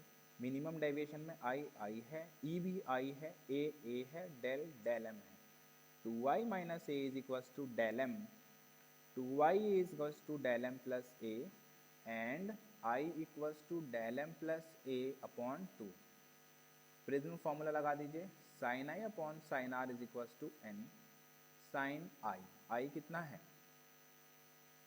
del m plus a upon 2, sin R है sin a upon 2। This formula is called as prism formula, ये important है, याद रखिएगा। Chapter number 9 में ये कुछ important derivations हैं, ये हमें करनी थी। अब हम आ जाते हैं बच्चों चैप्टर नंबर 10 पे, जो कि हमारा है वेव ऑप्टिक्स। वेव ऑप्टिक्स में जो सबसे ज़्यादा इंपॉर्टेंट डेरिवेशन है, हाइगन प्रिंसिपल तो है ही, not to forget please refer my other video for the same. यहाँ पे आ गया position of fringe, position of fringe in interference. Interference में फ्रिंज की पोजिशन जब हम फाइंड करते हैं, उसके लिए हमारे पास ये वाला डायग्राम होता है। Let me construct the diagram for all of you. ये एक मेरे पास दो स्लिट्स हैं, एक को S1 बोलते हैं, एक को S2 बोलते हैं, और यहाँ पे मेरे पास में ये स्क्रीन होती है। एक स्लिट को मैंने बोला यहाँ पे S1, एक मैंने स्लिट को यहाँ पे बोला S2, और यहाँ पे ये मेरे पास में स्क्रीन है। स्लिट्स के बीच का जो डिस्टेंस है वो डिस्टेंस यहाँ पे है स्मॉल d, सेंटर यहाँ पे है O, ये वाला डिस्टेंस यहाँ पे हो जाएगा d/2, और ये वाला डिस्टेंस भी यहाँ पे हो जाएगा d/2। पॉइंट P तक इसको लेके जाएंगे S1P, और ये हो जाएगा हमारा S2P, राइट। तो यहाँ पे जो आपका फेज डिफरेंस है, path difference, sorry path difference delta x, that would be equals to S2P minus S1P। Let us say this is our equation 1। दो ट्राइंगल लेंगे इसमें, एक ट्राइंगल लेंगे इसमें S1AP, ये पॉइंट A, और एक पॉइंट यहाँ पे हम नाम देंगे B। एक ट्राइंगल लेंगे S1P, एक ट्राइंगल लेंगे S2BP। ये दोनों ट्राइंगल से हम यहाँ पे लगाएंगे पाइथागोरस थ्योरम। पाइथागोरस थ्योरम से S1P का स्क्वायर इक्वल होगा d square plus y minus d/2 का होल स्क्वायर। y यहाँ से लेके यहाँ तक का डिस्टेंस है। ऐसे ही S2P का स्क्वायर इक्वल होगा d square plus y plus d/2 का होल स्क्वायर। ये वाली वैल्यूज हमारे पास आने के बाद इसको मानेंगे इक्वेशन 2, इसको मानेंगे इक्वेशन 3। एक को 2 मान लिया, एक को मैंने मान लिया 3। इक्वेशन 3 में से इक्वेशन 2 को कर दीजिए माइनस। जब हम यहाँ पर कर रहे हैं माइनस तो यह है S2p का होल स्क्वायर माइनस S1p का whole square equals to D square plus Y plus d/2 का whole square minus sign D square plus Y minus d/2 का whole square. When we are solving it further, it will become 2yd and we can write down it like this: S2p minus S1p, S2p plus S1p। क्योंकि ये वाला distance हम मान लेंगे d के equal है, तो this will be equals to d plus d into delta x is equals to 2yd। Delta x will be equals to 2yd upon 2d, 2 से 2 cancel, delta x is equals to yd upon capital D। ठीक है, और यहाँ से अगर मैं y निकालना चाहूँ तो मेरे पास में निकलेगा अलग अलग तरीके से। ठीक है, कि मैक्सिमा के लिए और मिनिमा के लिए। तो अगर मैं मैक्सिमा की कंडीशन देखूँ, फॉर मैक्सिमा डेल्टा x किसके इक्वल था? डेल्टा x इक्वल्स था n लैम्डा के। तो यहाँ पे मैंने रखा n lambda is equals to Y D upon D, Y D is equals to n d lambda upon D. ये मैक्सिमा के लिए आ गया। ऐसे ही मैं मिनिमा के लिए निकाल सकता हूँ, फॉर मिनिमा। तो बच्चों जब हम इसको मिनिमा के लिए कैलकुलेट कर रहे हैं तो ये आ जाएगा 2n-1 lambda d upon 2d, right. Fringe width का एक्सप्रेशन आएगा आपके पास, एक्सप्रेशन फॉर फ्रिंज विड्थ। कई बार ये ड्राइव करने के लिए आता है, expression for fringe width. Fringe width की डेरिवेशन है, तो इसका फॉर्मूला आता है लैम्डा d अपॉन d। निकाला कैसे है? इसको निकालने के लिए yn-1 माइनस yn, एक आगे का एक पीछे। ठीक है, ये इस तरीके से हम इसमें निकाल सकते हैं। फिर उसके बाद जो इम्पोर्टेंट डेरिवेशंस में है वो आ जाएगा बेटा हमारा चैप्टर 11। चैप्टर 11 में है हमारे पास यहाँ पे ड्वेल नेचर। ड्वेल नेचर में हमें क्या क्या करना है? तो ड्वेल नेचर में जो आपकी डेरिवेशन एग्जाम में आने के जिसके चांसेस हैं वो है डी ब्रॉय रिलेशन या डी ब्रॉय इक्वेशन। तो हमें पता है E बराबर होता है एच न्यू, E बराबर एम सी स्क्वायर भी होता है, वो हो जाएगा एच न्यू के इक्वल। ओके, तो यहाँ से अगर मैं H nu is equals to M C square को रखूँगा तो m इज इक्वल्स टू क्या आ जाएगा यहाँ से एच न्यू अपॉन सी स्क्वायर। अब मुझे मोमेंटम निकालना है, तो मोमेंटम होता है मास इंटू वेलोसिटी। m का वैल्यू रखते हैं एच न्यू अपॉन सी स्क्वायर इंटू सी, सी से सी कैंसिल, तो p बराबर किसके इक्वल आ गया? एच न्यू अपॉन सी। अब यहाँ पे आप न्यू को ब्रेक कर दीजिए, न्यू को आप क्या लिख सकते हो? c अपॉन लैम्डा, c से c कैंसिल, तो p बराबर आ गया h upon lambda. Momentum, Planck constant और वेवलेंथ में रिलेशनशिप आ गया। लैम्डा कितना आ जाएगा यहाँ से? h upon p। Please remember this, this is very important relationship, right. अब इसकी अदर फॉर्म्स भी हैं। अदर फॉर्म्स में हम लिख सकते हैं कि ये h अपॉन p है, p को लिख सकते हैं आप mg, ये भी लिख सकते हो। काइनेटिक एनर्जी के टर्म्स में लिखना है तो √2mk, ये भी हम लिख सकते हैं। और अगर एग्जाम में डायरेक्ट आए तो 1.227 अपॉन √v, अगर आपको पोटेंशियल डिफरेंस क्वेश्चन में दिया हुआ है तो। ठीक है, तो ये मेरे 11वें चैप्टर की डेरिवेशंस हैं जो इम्पॉर्टेंट हैं। ठीक है, चैप्टर 12 आता है एटम्स। एटम्स में जो आपका इम्पॉर्टेंट डेरिवेशन है वो एक तो है रेडियस का, बोर्स रेडियस निकालनी होती किसका यूज़ करके? mvr is equals to NH upon 2 और ठीक है, इसको हम मान लेते हैं कि ये सपोज करिए मेरी इक्वेशन 1 है, और इलेक्ट्रोस्टैटिक फोर्स ऑफ अट्रैक्शन जो है वो सेंट्रीपिटल फोर्स के इक्वल होगा, राइट। तो उसको हम ऐसे लिखते थे के ई या फिर K E square upon are square is equals to M V square upon R, R से आर कैंसिल, राइट। तो यहाँ पर जो एम वी स्क्वायर की वैल्यू है वो कितनी है? के वी स्क्वायर अपॉन आर। इसको मैं क्या मान लेता हूँ? इक्वेशन 2। तो जब हम इनको सॉल्व करेंगे फ्रॉम इक्वेशन नंबर 1 एंड 2, तो रेडियस का फॉर्मूला आएगा N square H square epsilon naught upon M into pi upon Z square. तो ये रेडियस का इंपॉर्टेंट डेरिवेशन है, ये हमें करना है। पोटेंशियल एनर्जी और उसमें हमें रिलेशनशिप समझ लीजिए। अगर पोटेंशियल एनर्जी निकालना है टोटल एनर्जी तो वो 2E के इक्वल होगा, और काइनेटिक एनर्जी निकालना है तो वो -E के इक्वल होता है। ठीक है, ये सारी चीज़ें हमें ध्यान रखनी है इन सब चीज़ों में। बाकी आपका बेटा जो सेमीकंडक्टर वाला पार्ट होता है और न्यूक्लियाई वाला पार्ट होता है वो थ्योरेटिकल पार्ट ज़्यादा है, तो इसका थ्योरी में आप रेक्टिफायर बहुत अच्छे से पढ़ोगे, रेक्टिफायर, ठीक है। और न्यूक्लियाई में आपका जो न्यूमेरिकल आना है वो आएगा कि आप जो है बाइंडिंग एनर्जी निकालिए। तो बाइंडिंग एनर्जी कैसे निकालनी है, तो बाइंडिंग एनर्जी निकालने के लिए जो मास डिफेक्ट है, मास डिफेक्ट इसकी मल्टीप्लाई 931.5 से करा देंगे। मास डिफेक्ट के लिए आपको क्वेश्चन में ही वैल्यू गिवन होगी। मास डिफेक्ट निकालने के लिए हमारे पास फॉर्मूला आप यूज़ करोगे mass of reactants minus mass of product, ठीक है। तो ये सब मेरी तरफ से है बच्चों, तो बहुत ही अच्छे से सब कुछ प्रिपेयर करिए। I wish best of luck to all the lovely students. Thank you so much everyone, और अच्छे से करिएगा। बार बार आप वीडियो रिपीट करके बहुत कुछ ना सही लेकिन काफ़ी कुछ कर सकते हो, ठीक है। So that's all from my side. मौका लगा तो बार बार वीडियो बना के आगे भी मिलते रहेंगे।